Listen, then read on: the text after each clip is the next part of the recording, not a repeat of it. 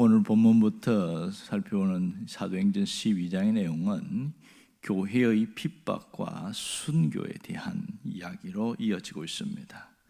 2절에 보는 것처럼 야고보가 참수형을 당해서 순교를 당했습니다. 사실은 최초의 순교자는 사도행전 7장에 나오는 것처럼 유대교를 믿는 그들에 의해서 순교한 스데반이 나옵니다. 2000년 기독교 역사상 최초의 순교자라고 할 수 있습니다. 하지만 사도들 중에 최초의 순교자는 야고보로 오늘 나타나고 있습니다. 오늘날 우리가 여기서 주목할 것은 헤그리빠에 의해서 투옥된 이 베드로와 또 야고보의 상관관계, 그들의 함수관계가 어떻게 되는가, 이것을 함께 살펴보려고 합니다. 야고보는 즉각 체포되어서 바로 참수형을 당했고요. 그래서 내친 김에 헤롯 아그리빠가 이제 베드로도 그렇게 해야 되겠다 해서 투옥을 시켰습니다. 그날 참수형을 하지 못한 이유는 무교절, 그러니까 6월절이 시작되는 무교절이 있기 때문에 참수형을 하지 못했습니다. 그리고 절기가 끝나는 다음 날 이제 그를 죽이고자 하는 그런 계획을 세우고 있는데, 얼마나 베드로를 철통 경비를 했는지 16명을 한 조로 해서 4명씩 이렇게 넣습니다. 그러니까 이 감옥에 보면 감옥 밖에 또 4명, 감옥 안에 4명 이렇게 있습니다. 어떤 자료에 보니까 베드로를 얼마나 이렇게 철통 보안을 했는지 양팔에다가 그 군인 양쪽에 있으면서 이게 서로 수갑을 채워가지고 양쪽에 이렇게 두었다, 이렇게 말합니다. 이렇게까지 철통 보안을 하는 이유는 사도행전 5장에서 대제사장들에 의해서 베드로가 투옥됐을 때에 주님이 기적같이 그를 끌어내서 그렇게 나온 적이 있단 말이에요. 이 베드로를 재판하려고 보니까 사람이 없어졌어요. 어디 갔는가 찾아봤더니 저기 올라갔고 또 거기서 또 솔로몬 행각에서 또 가르치고 있네. 뭐 이런 일들이 있으니까 그 정보를 헤롯 아그리빠가 입수했으니까 이번에는 절대로 놓치지 않겠다, 이런 마음으로 철통 경비를 한 겁니다. 이런 상황 속에서 아무리 지혜롭고 똑똑하고 대단해도 베드로를 구출할 수 있는 사람은 아무도 없습니다. 꼼짝없이 죽게 된 그 상황인데 주의 천사가 나타났죠. 주님께서 거기 찾아가셔서 희한하게 그를 끌어냈단 말이에요. 첫 번째 문을 지나고 두 번째 문을 지나고 그리고 밖으로 나오기까지 베드로도 정신이 없는 거예요. 이게 꿈인지 진짜인지 도저히 분간이 가지 않고 나중에서야 정신을 차리는 그런 일들이 생겼습니다. 아, 내가 살아남았구나, 그런 일이 생겼는데, 여기서 우리는 한 가지 질문을 할 수밖에 없습니다. 자, 야고보와 베드로에게 일어난 각각 이 두 사건이 너무나 대조적이라는 거죠. 사실 두 사람의 부르심을 보면 같은 시기, 같은 장소에서 불렀습니다. 마태복음 4장에 보면 이 베드로를 부른 사건과 야고보를 부른 사건이 동시에 나타나고 있습니다. 그들은 같은 갈릴리 마을에서 함께 살았고 어부의 생활을 하다가 그렇게 주님의 부르심을 받습니다. 어떤 자를 보면 베드로와 야고보는 나이 차가 거의 안 난다 그럽니다. 베드로가 조금 더 한 살이나 2살 더 많았을까, 거의 비슷하다, 이렇게 이야기하고 있습니다. 그렇다면 3년 동안 주님을 함께 따라다니고 그렇게 주님의 말씀을 배우고 그렇게 살아왔는데 어떻게 한 사람은 참수형을 당하고 한 사람은 죽지 않았냐는 것입니다. 이게 의문점이죠. 주님을 위해서 그들이 똑같은 삶을 바쳤다면 두 사람이 같이 죽어야 되는 게 맞지 않을까? 왜 한 사람은 죽고 한 사람은 살아남았을까? 왜 이렇게 했을까? 이것이 의문점이 되는 것이죠. 여러분, 사실 인간적인 측면에서 보면 불공평해 보입니다. 똑같이 주님을 위해서 살았잖아요. 근데 야고보는 참수형을 당했고 베드로는 살아있다는 것은 어떤 면에서 차별 대우처럼 보이기도 합니다. 만일 야고보가 함께 그것을 보았다면 참 야속하지 않았을까, 이런 생각도 하게 되죠. 그럼 왜 이런 일이 일어났고 왜 베드로는 하나님이 특별히 살려두었을까? 이것을 우리가 잘 풀어봐야 됩니다. 먼저 베드로를 한번 봅시다. 이 베드로는 그가 자신의 욕망을 위해 살지 않고 주님을 위해 살았다는 것을 우리가 분명히 알고 있습니다. 그가 이렇게 투옥된 것은 예수님이 부활하셔서 다시 살아나셨다, 그 증언 때문에 대제사장들에게 끌려갔고 또 헤롯 아그리빠도 그 모습을 또 보고 그렇게 또 투옥시킨 것을 알 수 있습니다. 그렇다면 야고보도 베드로도 똑같은 메시지를 전했다는 걸 알 수 있지요. 자, 여기서 주님이 부활하셨다는 것이 확실한 이유가 뭐냐? 베드로의 사건에서 알 수 있는 것이죠. 죽음을 깨뜨리고 부활하신 주님이 살아계신 주님이다. 그것은 베드로가 그 사람들 철통 부안 속에서도 주님이 직접 끌어낸 사건을 통해서 확실한 증거가 될 수 있다는 것을 우리가 알 수가 있습니다. 이 베드로와 야고보는 같은 믿음과 같은 신앙으로 같은 복음을 전했습니다. 예수의 부활을 전하다가 간 것은 사실입니다. 그렇다면 이 베드로와 야고보를 우리의 인간적인 측면에서 보면 너무 차별적이지만 사실 이 야고보도 육체의 죽음이라는 감옥에서 주님이 다시 그를 세우셔서 영원한 나라로 데려가는 건 압니다.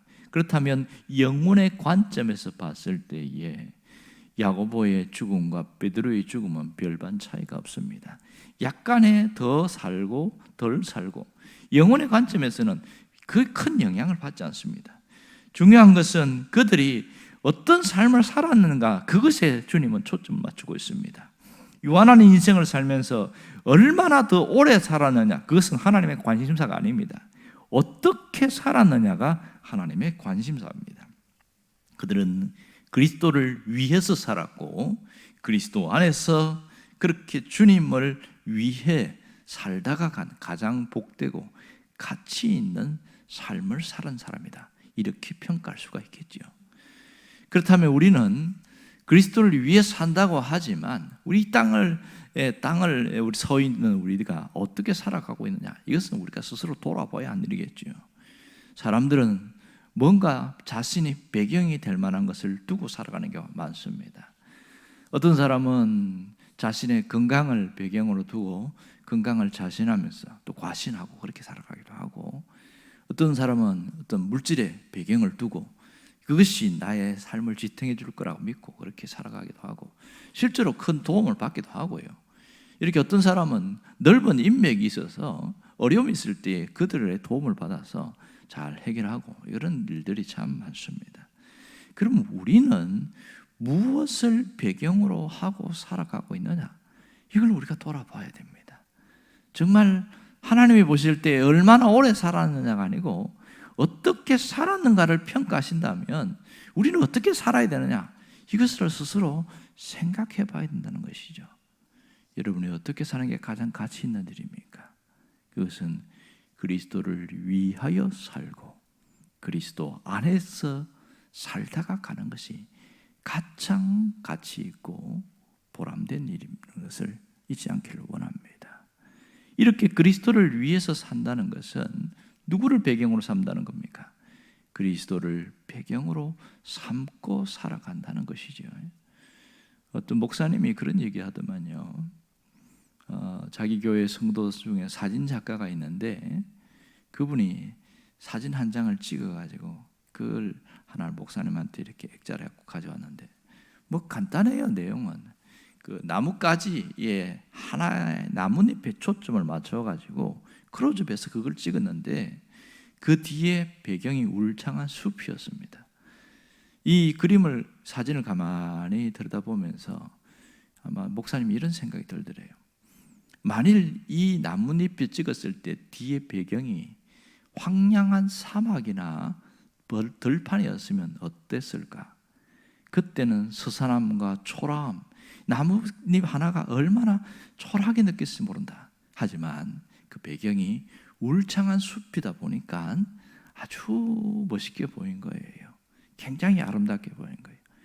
여기서 그런 얘기를 하는 거예요. 사람이 살아가면서 무엇이 배경이냐에 따라서 우리의 삶의 존재 가치는 달라진다, 그런 얘기를 하는 겁니다. 정말 그렇지 않을까요? 우리가 이 세상이나 이 세상에 있는 것들을 배경으로 삼고 살아간다면 우리는 정말 그때 그 순간에는 참 좋았을지 몰라도 영혼의 관점에서 보면 허무한 인생을 살다 가는 것이다. 그렇게 볼 수밖에 없는 것이죠.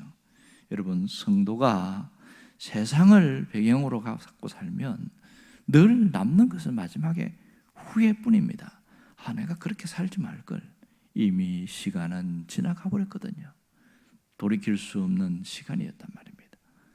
우리 성도가 믿을 수 없는 나 자신을 배경으로 삼고 산다면 이 또한 허무한 인생으로 끝날 수밖에 없을 것입니다. 잠깐 움직이다가 사라질 세상의 것은 우리를 지탱해 주지 못한다는 것을 압니다. 어떤 모델을 하는 분이 그런 이야기를 하는 거예요. 자, 모델로 쓸 때는 뒤에 배경이 무엇인가를 생각하고 옷을 입는다고 합니다. 만일 뒤에 배경이 하얀 천으로 되어 있는데 흰 옷을 입고 거기서 사진을 찍으면 어떻게 되겠어요? 얼굴만 보이고 하나도 안 보인다는 거예요. 세상에 그렇게 모델로 이렇게 서 있어서 사진 찍는 사람 아무도 없다. 그럼 당연한 얘기죠. 그 뒤에 배경색과 정반대되는 옷을 입어야 돋보이고 빛나는 거거든요. 그러니까 이런 거죠. 우리가 유한한 세상을 살면서 유한한 것들을 배경으로 삼고 살면 스스로 자해 행위가 될 수 있다. 그 허무하겠습니까? 우리가 무한한 것을 배경으로 삼고 있어야 오히려 우리 삶은 훨씬 돋보일 수 있다는 겁니다. 유한한 인생을 사는 우리에게 무한한 배경이 누굽니까? 바로 예수 그리스도입니다. 그분이 우리의 인생의 배경이 될 때만이 우리는 정말 영원한 생명을 얻고 영원한 행복의 세계로 살아갈 수 있다는 것을 알 수 있습니다. 오늘 하루를 살아도 가치 있게 살고 하나님 앞에서 정말 가치 있고 보람된 삶을 살기를 원한다면 늘 나의 배경이 예수 그리스도가 된다는 것을 한시도 잊지 말아야 됩니다. 그리고 그리스도 안에서 살고 그리스도와 함께 사는 것이 가장 소중한 줄 알고 그렇게 살아가기로 결단해야 우리의 삶은 날로 달라질 수가 있습니다. 야고보나 베드로는 똑같은 삶을 살았습니다. 어떻게 죽느냐는 중요하지 않습니다. 무엇을 위해 살다가 가는가, 이것이 대단히 중요한 것이죠. 주님은 오늘 동일하게 우리에게 묻습니다. 너는 무엇을 위해 살다가 갈 것이냐? 스스로에게 한번 질문해 보라는 것이죠. 그리고 결단할 수 있기를 바랍니다. 가장 가치 있는 것을 위해 살다가 갈 수 있기를 주의 이름으로 축원합니다. 기도하겠습니다.